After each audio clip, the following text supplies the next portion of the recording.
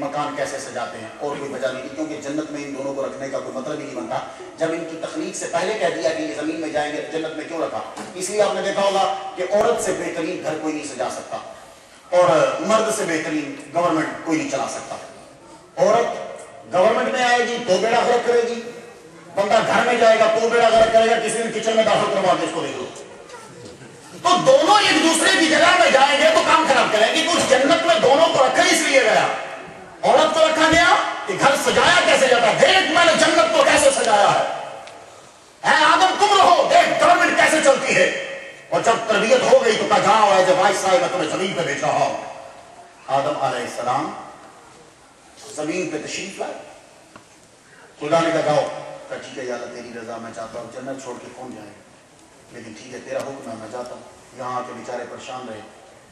پھر جبرائیل علیہ السلام تشریف لائے، انہوں نے گندم کے کچھ دانے دیے، کچھ چیزیں دی، کہا یہ چیز بچو۔ حضرت نوح علیہ السلام 950 سال تک تبلیغ کرتے رہے، اللہ نے فرمایا بھائی اب تو کشتی بنا لو، سارے مر جائیں گے، انہیں بدعا تو کرنی نہیں ہے، یہ 7 بندے کو چھک لو، یہ کراس ہو۔ ٹھیک ہے اللہ پاک 5 مہینے تک بیچارے پانی کے اوپر سفر کرتے رہے۔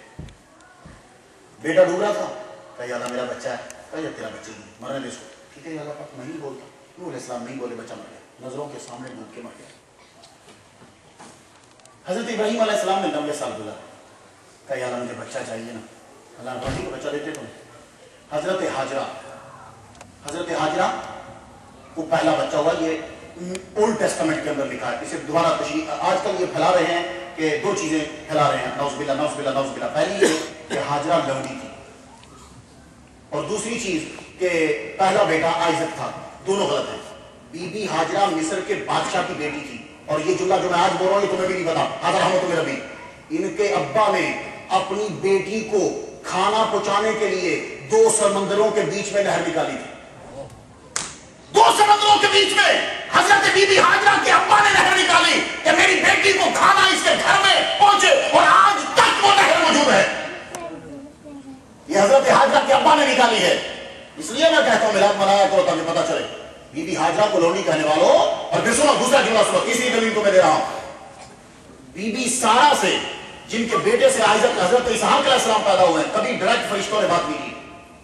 یہ جینیسس اور تمہاری یہ کتاب جتنی اولڈ ٹیسٹمنٹ ہے سارے حوالے پڑھ لو، حضرت سارا سے ڈائریکٹ کبھی فرشتے نے بات نہیں کی، حضرت ابراہیم سے کی، ابراہیم علیہ السلام نے حضرت سارا سے کی۔ بی بی حاجرہ میرے نبی کی جو جس نسل سے محمد مصطفیٰ ہیں، ان سے فرشتوں نے ڈائریکٹ آ کے بات کی۔ لیکن چل چھوڑیے، یہ جملہ سمجھ میں نہیں آیا، میں اور قریب لاتا ہوں۔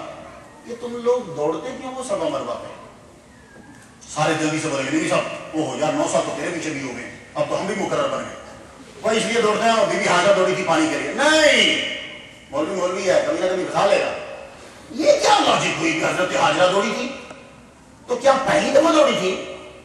وہ تو بادشاہ کی بیٹی ہیں، باغوں میں دوڑتی ہوں گی، وہ چلتی ہوں گی، ابا کہیں گئے انہیں سیر کرنے تو بیٹی بھی ساتھ گئی ہوگی۔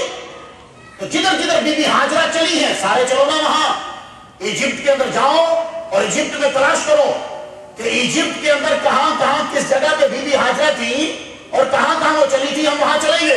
لیکن نہیں، آپ لوگ صرف چلتے ہو تو صفا مروہ کے بیچ میں چلتے ہو۔ میں عرض کر جاؤں کیوں؟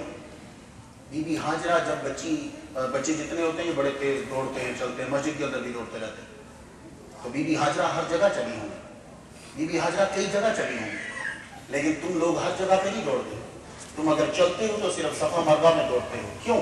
اس لیے کہ صفا مروہ میں جب وہ دوڑی تھی تو ان کی ریزن تھی، وہ ریزن کیا تھی کہ اسماعیل علیہ السلام جن کی پیشانی میں محمد کا نور چمک رہا تھا وہ پیاسے تھے، تو وہ دوڑی محمد کے دادا کے لیے، اپنے لیے نہیں، محمد کے دادا کے لیے دوڑی، تو محمد مصطفیٰ کے دادا کے لیے دوڑی، تو رب کو ادا پسند آئی، کہا ہو تو تم عورت پر دوڑی ہو میرے نبی کے دادا کے لیے، جا قیامت تک تیری سنت ہم برقرار رکھیں گے، تم ہمارے نبی کے دادا کے لیے دوڑنا۔ مجھے بتاؤ بی بی حاجرہ کیا زندگی میں پہلی مرتبہ دوڑی تھی؟ نہیں۔ اگر حضرت حاجرہ کے دوڑنے کی وجہ سے دوڑتے ہو تو پھر ہر جگہ پہ دوڑو، تو ماننا پڑے گا بی بی حاجرہ کے دوڑنے کی وجہ سے نہیں ہے، ان کا دوڑنا محمد مصطفیٰ کی وجہ سے تھا۔ قیامت تک خدا نے سنت کو برقرار رکھ لیا۔ تو خدا کیا کرتا ہے؟ وہ ان دنوں کو اور لمحوں کو اور چیزوں کو برقرار رکھتا ہے۔ جمعوں کا دن کیوں ہے متبرک؟ آپ لوگ بہت سے جواب دو گے، ماشاءاللہ آپ کے پاس ذہانت ہے، فہم و فراست ہے۔ جمعہ کا دن اس لیے خدا نے بچایا کہ اس دن آدم علیہ السلام پیدا ہوئے تھے۔ اس جمعے کے دن کو بچایا، کیوں؟ آدم علیہ السلام پیدا ہوئے تھے اور جمعہ کے دن ہی وہ فوت ہوئے، یعنی دنیا سے رخصت ہوئے۔ تو جمعہ کے دن آدم علیہ السلام پیدا ہوئے، اس لیے اس جمعے کے دن کو خدا نے برقرار رکھا۔ کہا یہ قیامت تک جمعہ برقرار رہے گا، یہ جمعہ کا دن منایا جائے گا، جمعہ کا دن اہتمام کیا جائے گا، اور اس کے اندر ایک ایسی گھڑی ہے کہ جس میں دعا قبول کی جائے گی۔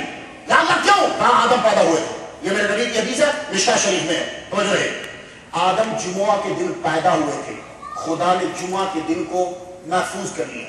بڑے دھیان سے جملہ سنیے۔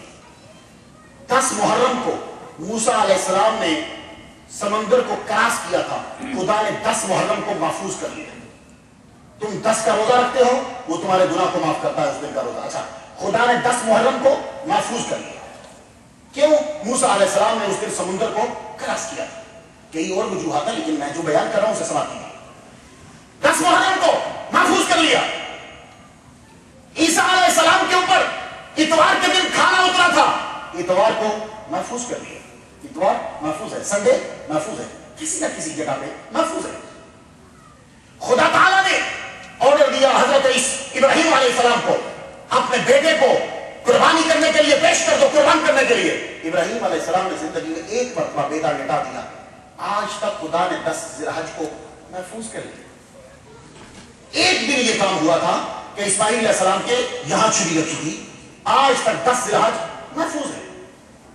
خدا تعالیٰ نے آرڈر دیا کہ جاؤ اسماعیل علیہ السلام کو مکے میں چھوڑاؤ۔ بی بی ہاجرہ حضور صلی اللہ علیہ وسلم کے دادا کو بچانے کے لیے دوڑی، آج تک وہ سبا مربع محفوظ ہے۔ پاکستان 1947 14 اگست کو ایک دن میں آزاد ہوا، اس ایک دن کو آج تک تم نے محفوظ رکھا ہوا ہے، تم مناتے ہیں۔ 1776 4 جولائی کو امریکہ کا دن، آج تک تم منا رہے ہیں۔ 23 ستمبر سعودی عرب آج تک منا رہا ہے۔ پھر جملہ کچھ سمجھ کے تم لوگ بدعت کو چھوڑو، ہر چیز بدعت ہے، لیکن یہ جملہ سنو بڑے دھیان سے۔ آپ ایک دن آدم پیدا ہوئے، خدا نے جمعے کو محفوظ کر لیا۔ ایک دن کھانا اترا، سنڈے کو محفوظ کر لیا۔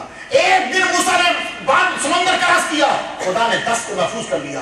ایک دن اسماعیل علیہ السلام کو پیش کیا، خدا نے 10 ذی الحج کو محفوظ کر لیا۔ ایک دن بی بی ہاجرہ دوڑی، خدا نے اس کو محفوظ کر لیا۔ ایک دن ابراہیم علیہ السلام نے کنکر مارے، خدا نے اس کو محفوظ کر لیا۔ ایک دن ملک آزاد ہوا، تم نے اس کو محفوظ کر لیا۔ جس دن نبی پیدا ہوا ہے محمد مصطفیٰ، خدا نے وہ دن چھوڑ دیا ہوگا؟ نہیں، اس نے وہ گھڑی بھی محفوظ کر لی۔ اب میرا نقطہ سننا، یہ زندگی میں کبھی کام آئے گا۔ اس نے وہ گھڑی بھی محفوظ کر لی۔ آدم پیدا ہوئے تو 6 دن ویٹ کرنا پڑتا ہے، 6 دن ویٹ کرو، جمعہ آئے، مولوی تقریر کرے، پھر کوئی گھڑی ہوگی، تب جا کے دعا قبول ہوگی۔ 6 دن ویٹ کرو، پھر دعا قبول ہوگی۔ اور جمعے میں کسی کا روزہ ہوگا اور کسی کا روزہ نہیں ہوگا۔ میرا نبی پیدا ہوا اس وقت سحری کے 4:20 تھے، مائی کا لال کسی کا روزہ ہے ہی نہیں۔ آؤ، یہ تہجد کا وقت ہے، اس ٹائم میرا نبی پیدا ہوا تھا۔ آپ مانگ، تو جو مانگے گا میں تجھے وہ عطا کر دوں گا۔ سبحان اللہ۔ بولو، یہی حدیث ہے جس کا میں ترجمہ کر رہا ہوں کہ تہجد کے وقت خدا کی رحمت پہلے آسمان پہ آ جاتی ہے۔ مانگو، جو مجھ سے عزت مانگتا ہے میں عزت دوں، جو دولت مانگتا ہے میں دولت دوں، جو مغفرت مانگتا ہے میں مغفرت دوں۔ یہ آوازیں پہلے آسمان پہ حضور فرماتے ہیں آتی رہتی ہیں، تا آ کے مؤذن اذان دینی شروع کر دیتا ہے تو خدا کہتا ہے ہم تو دینے آئے تھے، کوئی دینے ہی نہیں آیا۔